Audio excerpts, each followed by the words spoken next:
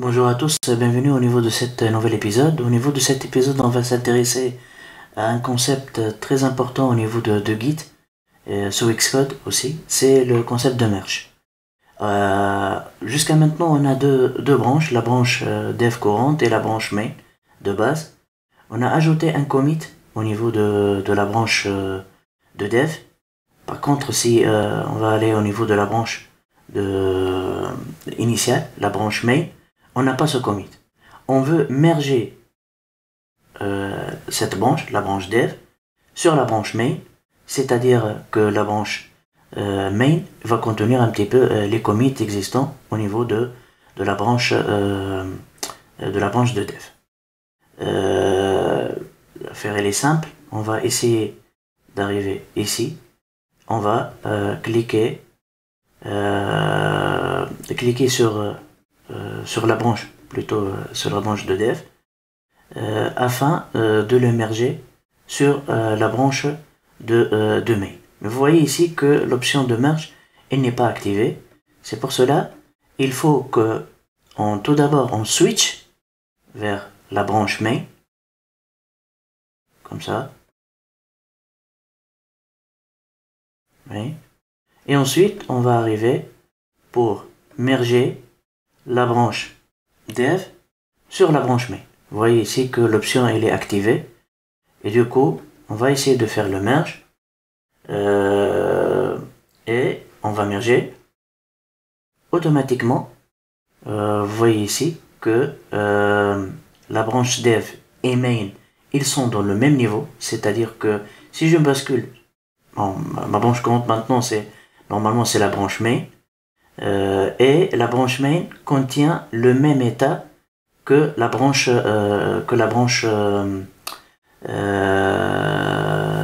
dev.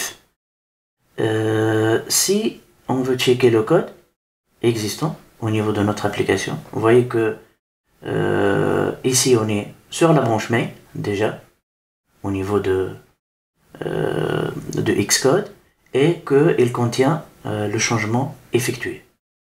Ça, c'est ce concept de merge, ça c'est un concept simple de faire. Et derrière, le système, qu'est-ce qu'il a créé? Si on va aller vers au niveau de notre terminal, et on va aller au niveau de desktop, et au niveau de formation Git démo, on est sur la branche main.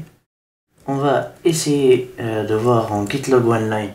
Vous voyez ici que les deux branches main et dev, ils ont les mêmes commits, avec évidemment les mêmes SHA-1, les mêmes identifiants. Si par exemple j'essaie de basculer sur la branche de dev en utilisant la commande git checkout dev et j'essaie de faire un git log one line, j'ai le même état, ils sont pareils. Ça c'est le premier un petit peu type de merge, qu'on appelle aussi un fast forward merge, c'est-à-dire un merge automatique qu'on n'était pas obligé un petit peu de créer ce qu'on appelle un commit de merge relié à ça. Pourquoi? Parce que automatiquement la branche de dev elle est automatiquement au-dessus ou bien de la branche main. Qu'est-ce qu'on va faire maintenant? On va essayer d'ajouter d'autres textes, faire des traitements au niveau de la branche main et aussi au niveau de la branche dev. Par exemple, on va ajouter un texte comme ça, merge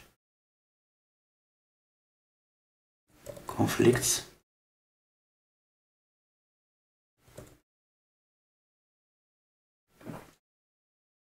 Comme ça. Et on va essayer de committer comme on a pris l'autre fois nos changements. Ça, je pense que je suis sur la branche dev. Au niveau de termes de changement. Oui, je suis sur la dev. Et qu'est-ce que je vais faire? Je vais arriver ici, je vais stager all. Et je vais faire un petit message. Git démo add new text aussi. Et je vais committer. Ensuite, je vais basculer au niveau de la branche main. Je vais checkouter la branche main, switcher en utilisant le switch ici. Je suis sur la branche main. Si vous voyez ici la branche main, au niveau de la branche main, j'ai pas les changements. Sauf que je vais ajouter un texte, mais cette fois un texte comme ça. Hello Swift. Et je vais committer ce changement au niveau de... Ah ouais, je vais committer, tac. Ouais. Pourquoi j'ai pas les changements? Ouais. Pas comprendre. Pourquoi j'ai pas les changements? C'est erreur de... Pourquoi on n'a pas les changements? Mais sinon c'est pas un problème. On peut ajouter le changement en utilisant le kit Add Plus ici. Et vous allez remarquer, si on retourne au niveau de notre système, là c'est ajouté, mais derrière, lorsque je retourne ici, au niveau de la partie changement, j'ai oublié, au niveau de la partie changes, c'est pas repository, là je vais ajouter un git demo, mais un autre commit, cette fois sur la branche add text for main branch par exemple, et je commit. C'est ce que je vais faire maintenant, parce que je vais essayer de merger la branche de dev sur la branche main. Pour cela, alors on va essayer de tout d'abord voir ici, on est sur la dev, ici on est sur le main. Normalement j'ai la possibilité de faire ça. Normalement je suis sur le main. Si je check, tout est bon pour moi. Je veux maintenant merger la branche dev sur la branche main. Bizarre, il ne me donne pas cette possibilité. Ok, je vais switcher ici. Hop.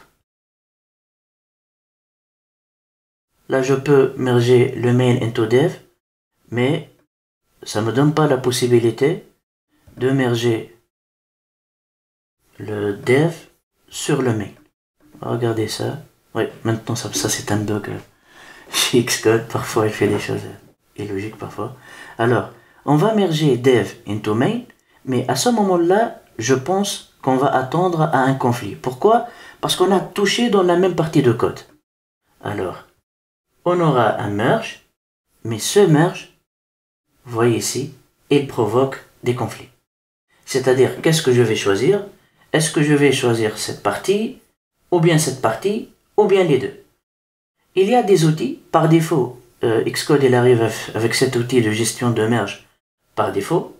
Alors, il veut, soit je choisis celle à droite, à gauche plutôt c'est la dev, et celle à droite, plutôt c'est le main, et celle à droite, c'est, si je ne me trompe pas, c'est la branche main.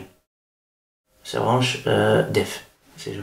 Alors, on peut même prendre les deux, et on a même une possibilité. Par exemple, si je veux prendre la partie right, alors automatiquement j'aurai ça, et je vais merger.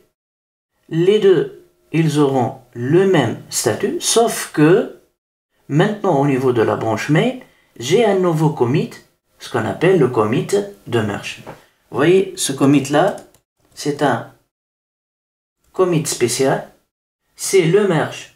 On a les commits existants au niveau de la branche de dev, avec le new text, et celui de notre branche main, mais aussi le commit de merge qui constitue une association entre la branche main et la branche dev Pourquoi on le crée en cas de conflit, et ce qui est expliqué ici au niveau de la documentation de site Git Pro, au niveau de la fusion des branches. Vous pouvez bien sûr le consulter et voir que indirectement, le système crée ce qu'on appelle un commit de merge qui permet de relier. Ça c'est par exemple, je vous explique,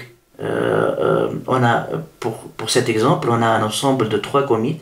Ensuite on a créé une branche, on a essayé de créer une branche, et dans cette branche on a ajouté des commits C3, par exemple C5, qu'on appelle ici cette branche IS53, et derrière la branche master elle a évolué, et on a voulu ensuite merger la branche IS53 sur la branche de master, et du coup ça a impliqué la création de ce qu'on appelle un commit de merge.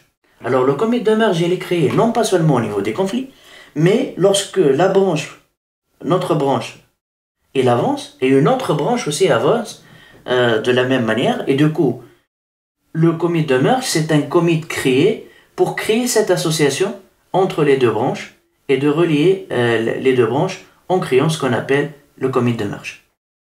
Et ici là l'explication des merge conflicts, comment on le gère en utilisant ça c'est un exemple sans Xcode, mais je vous ai montré en utilisant l'outil de Xcode et le fait d'avoir ce qu'on appelle ce commit de merge.